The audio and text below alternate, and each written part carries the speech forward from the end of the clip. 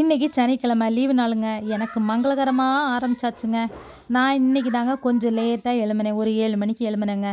ஆளுக்கு ஒரு பர்ஸை வச்சுட்டு ஒரே சண்டைங்க. ஏன் காசை நீ எடுத்த நான் எடுத்தேன்னு.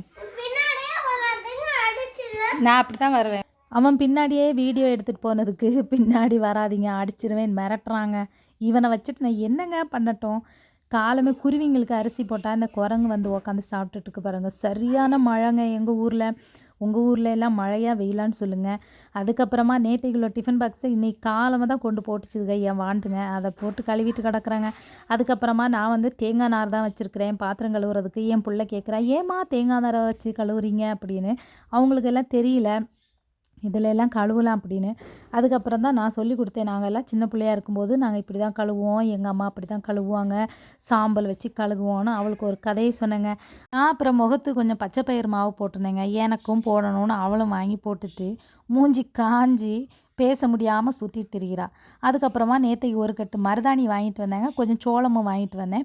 மருதாணி ஒரு கட்டு 30 ரூபாங்க எங்கள் ஊரில். இதுக்கு கம்மியாக இது வரைக்கும் விற்றதே இல்லைங்க. உங்கள் ஊரில் எல்லாம் மருதாணி சும்மா கிடைக்குதா இல்லை விலைக்கு தான் வாங்குறீங்களான்னு சொல்லுங்கள்.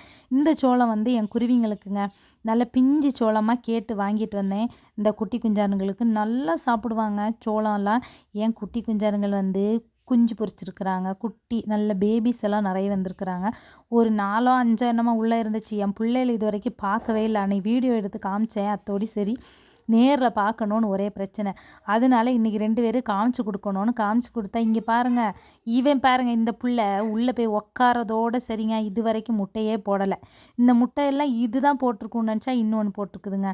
அதுக்கப்புறம் அந்த வேலையெல்லாம் முடிச்சுட்டு கொஞ்சம் மீனோ சிக்கனோ ஏதாவது ஒன்று வாங்கலாம் அப்படின்னு சொல்லிட்டு கடைக்கு வந்துட்டாங்க.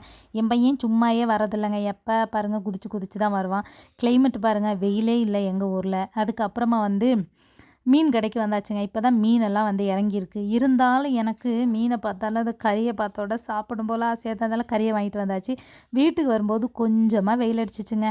அதுக்கப்புறமா கொஞ்சமாக ஈரல் இருந்துச்சு, அதையும் வாங்கிட்டு வந்தேன். என் ஆள் வந்து கொஞ்சம் ஈரல் இருந்துச்சுன்னா வாங்கி செஞ்சு வைடின்னு சொன்னாங்க. அதனால சரி அவங்களுக்காக அதையும் வாங்கிட்டு வந்துட்டு சிக்கன் வந்து வாங்கிட்டு வந்தேன். அதில் வந்து 2 லெக் பீஸையும் வாங்கிட்டு வந்தேன் என் வாண்டுங்களுக்கு பொரிச்சு கொடுக்குறதுக்காக. எப்போவுமே சிக்கன் வாங்கினாலே ஒரு 2 லெக் பீஸை வாங்கிட்டு வந்துடுறது இந்த வாண்டுகளுக்காக. சரி அவங்களா சாப்பிடட்டும்னு. நான்லாம் சின்ன பிள்ளையில லெக் பீஸையெல்லாம் பார்த்ததே இல்லைங்க.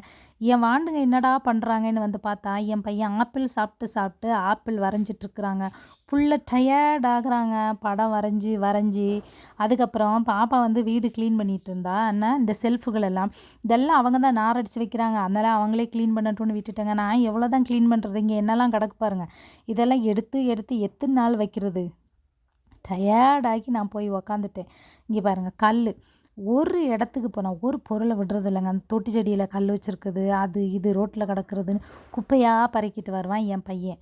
அப்புறம் பார்த்தா சிக்கனு ஒரு பக்கம் இருக்குது. அதுக்கப்புறம் இது வந்து சிக்கன் குழம்பு வைக்கிறதுக்கு கொஞ்சம் மசாலா அரைச்சி வச்சா குழம்பா இருக்கும்ல, நைட்டுங்க தொட்டு சாப்பிட்டுக்கலான்னு வச்சுட்டேன்.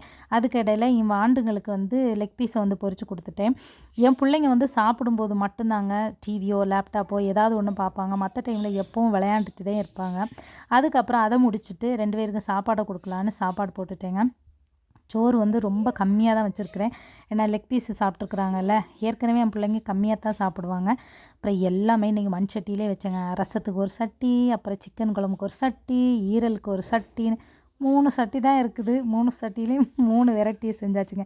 உங்கள் வீட்டில் என்ன சாப்பாடுன்னு சொல்லுங்கள். வீடியோ பிடிச்சிருந்தா லைக் பண்ணுங்கள்.